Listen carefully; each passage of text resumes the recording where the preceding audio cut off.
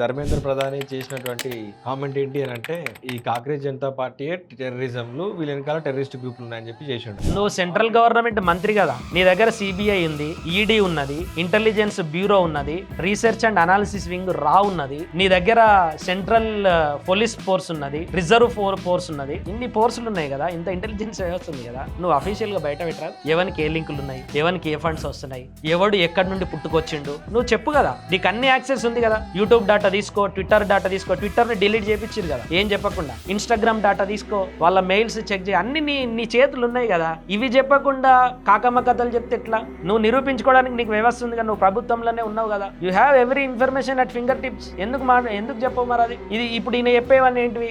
ఊర్లో ఉన్నటువంటి వెంకయ్య మల్లయ్య కూడా గివే కామెంట్లు చేస్తాడు. నువ్వు మంత్రి కదా, అఫీషియల్ గా చెప్పు, అధికారికంగా చెప్పు. ఇగో వీళ్ళు ఇక్కడ ఉన్నారు అని చెప్పు. ఒక నేరస్తుని మనం అధికారికంగా శిక్షిస్తాం కదా, అన్ని ఎవిడెన్స్ సబ్మిట్ చేస్తుంది కదా, ఒక ప్రొసీజర్ ఉంది కదా. అట్లా చెప్పరాదు, నమ్ముతారు కదా ప్రజలు. అట్లా చెప్తలేవంటే మీనింగ్ ఏంది? నువ్వు చెప్పేది పచ్చి అబద్ధం అని అర్థం.